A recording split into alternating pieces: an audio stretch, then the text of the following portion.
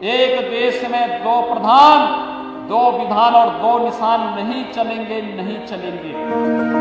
भारतीय जनसंघ के संस्थापक अध्यक्ष, महान राष्ट्रभक्त, प्रखर शिक्षाविद डॉक्टर श्यामा प्रसाद मुखर्जी जी के स्मृतियों को नमन करते हुए उन्हें विनम्र श्रद्धांजलि अर्पित करते हैं।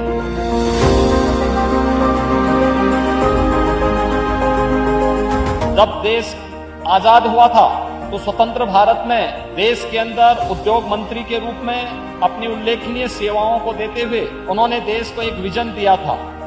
और जब कांग्रेस नेतृत्व की सरकार ने संविधान में चुपचाप चोरी छिपे धारा 370 को जोड़ने का कुत्सित कार्य किया था, तो उसका प्रखर विरोध स्वतंत्र भारत में जिस महापुरुष ने किया था वह नाम था डॉक्टर श्यामा प्रसाद मुखर्जी का।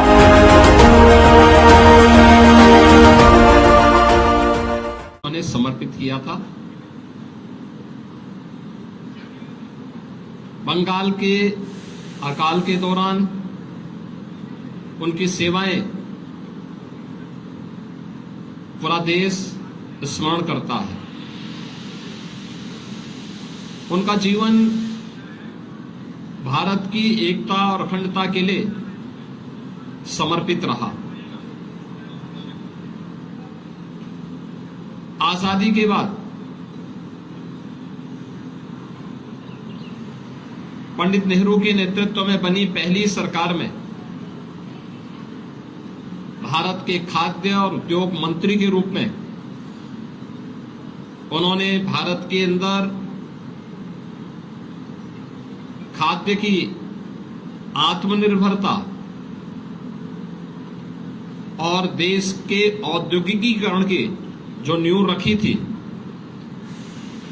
वह नए भारत में भी स्पष्ट देखने को मिलती है। नेहरू सरकार के तुष्टीकरण की नीति के विरोध में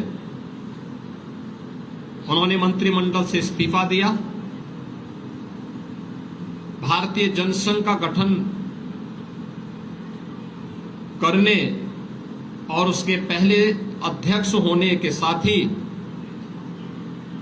जब भारत के संविधान में नेहरू सरकार ने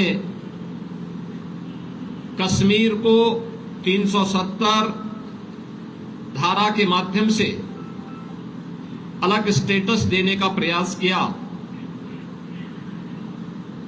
और परमिट सिस्टम जम्मू कश्मीर के लिए लागू किया, उसके खिलाफ सबसे पहले कोई आवाज उठी थी तो आवाज थी डॉक्टर श्यामा प्रसाद मुखर्जी जी की। उन्होंने उस समय एक नारा दिया था, एक देश में दो प्रधान, दो विधान और दो निशान नहीं चलेंगे। डॉक्टर श्यामा प्रसाद मुखर्जी जी के इन सपनों को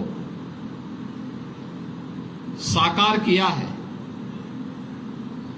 देश के यशस्वी प्रधानमंत्री श्री नरेंद्र मोदी जी ने, जब कश्मीर में धारा 370 को समाप्त करके कश्मीर को भारत के संविधान के अनुरूप शेष भारत के साथ जोड़ते हुए एक विधान, एक प्रधान और एक निशान के साथ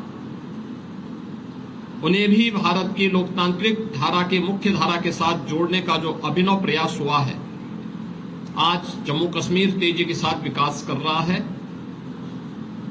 यह डॉक्टर श्यामा प्रसाद मुखर्जी के संकल्पों की विजय है जो प्रधानमंत्री मोदी जी के नेतृत्व में संभव हो पाया। देश के अंदर अगर आज प्रधानमंत्री मोदी जी के नेतृत्व में भारत दुनिया के अंदर इन्वेस्टमेंट के बेहतरीन डेस्टिनेशन के रूप में स्थापित हुआ है, औद्योगिकीकरण की इस नींव को आजाद भारत में डॉक्टर श्यामा प्रसाद मुखर्जी जी ने प्रारंभ किया था और आज उसका एक बहुत बृहद स्वरूप देश के अंदर हमें देखने को मिल रहा है। देश की खाद्यान्न नीति कैसे होनी चाहिए और खाद्यान्न आत्मनिर्भरता के लक्ष्य को कैसे प्राप्त किया जा सकता है, यह भी आज हम सबको देखने को मिलता है कि जब दुनिया के अंदर इस सदी की सबसे बड़ी महामारी के दौरान पूरी दुनिया पस्त थी कोविड-19 के सामने, तब भारत अपने यहां 80 करोड़ लोगों को फ्री में राशन की सुविधा का लाभ प्रदान कर रही थी। यह सुविधा आज भी देशवासियों को प्रधानमंत्री मोदी जी की ओर से दिया जाने वाला एक उपहार है। ये जो इस जितने भी संकल्प पूरे होते दिखाई दे रहे हैं, ये सभी संकल्प डॉक्टर श्यामा प्रसाद मुखर्जी के सपनों को साकार होने जैसा है। आज उनकी इस पावन जयंती कार्यक्रम के अवसर पर उनकी स्मृतियों को हम सब नमन करते हैं।